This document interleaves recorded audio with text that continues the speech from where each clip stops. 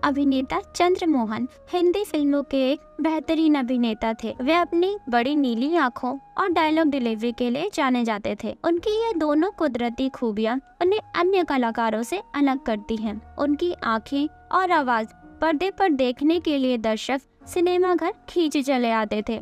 अमृत मंथन, जो कि साल 1934 में रिलीज हुई थी, उनकी पहली फिल्म थी।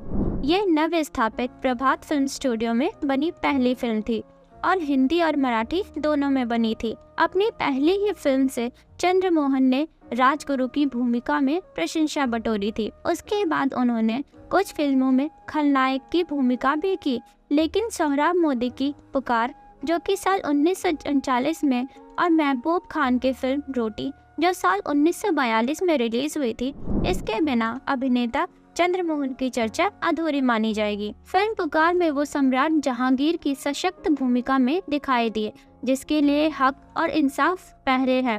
फिल्म रोटी में पैसे के पीछे भागने वाला सेठ लक्ष्मी दास के रूप में उन्होंने अच्छा अभिनय किया। इसके अलावा महबूब खान की ही फिल्म हुमायूं, जो कि साल 1945 में रिलीज हुई, इसमें रणधीर सिंह के रूप में भी उन्होंने अपना लोहा मनवाया। रमेश सहगल की 1948 में आई फिल्म शहीद में उन्हें आपने राय बहादुर द्वारका नाथ के रूप में देखा होगा। उन्होंने दिलीप कुमार के पिता की भूमिका निभाई थी, जो शुरू में ब्रिटिश सरकार का समर्थन करता है, लेकिन बाद में स्वतंत्रता संग्राम का पक्षधर बन जाता है।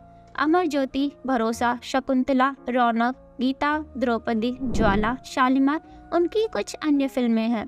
फिल्म रामबाण, जो कि साल 1948 में रिलीज हुई थी, इसमें उनको लंकापति सम्राट रावण की भूमिका में देखना रोमांचित करता है। चंद्रमोहन की लोकप्रियता का अंदाजा आप इस बात से लगा सकते हैं कि के आसिफ के मुगले आजम में मुख्य भूमिका निभाने के लिए वह मूल पसंद थे। अकबर के रोल के लिए आसिफ उस वक्त के मशहूर अभिनेता चंद्रमोहन को लेना चाहते थे, पर चंद्रमोहन आसिफ के साथ काम करने के लिए तैयार नहीं थे।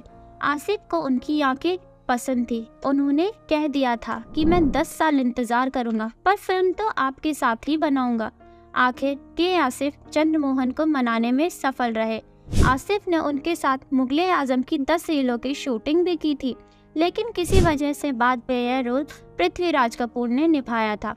अब तक तो आप समझ गए होंगे कि इन्होंने पर्दे पर दमदार अदाकारी से लाखों लोगों को दीवाना बनाया था, लेकिन कहते हैं ना, जब सफलता सर पर चढ़ने लगे तो वक्त खराब होने में देर नहीं लगती। यही हुआ रुआब भरे अभिनेता चंद्रमोहन के साथ। इनका आखिरी समय बेहद मुस्लफी में गुजरा। एक बार अभिनेता मोतीलाल उनसे मिलने गए तो चंद्रमोहन अपने हाथ में महंगी स्कॉच की बोतल थामे शराब पी रहे थे। उन्होंने मोतीलाल को शराब पीने का ऑफर दिया, लेकिन उन्होंने मना कर दिया। ये चंद्रमोहन के मुस्लफी वाले दिन थे। मोतीलाल हैरान थे कि वो ऐसे में इतनी महंगी विदेशी स्कॉच कैसे अफोर्ड कर रहे हैं। बाद में घर के नौकरों से उन्हें जानकर ताज्जुब हुआ कि चंद्रमोहन स्कॉच की बोतल में ठर्रा डालकर पी रहे थे।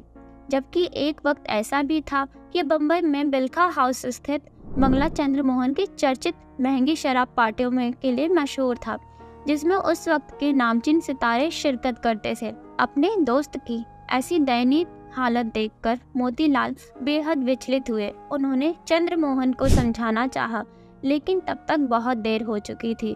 शराब और जुए की लत अभिनेता चंद्रमोहन को ले डूबी और 2 अप्रैल 1949 को मात्र 42 साल की उम्र में बम्बई के बिल्खा हाउस स्थित उनके निवास पर चंद्रमोहन का निधन हो गया।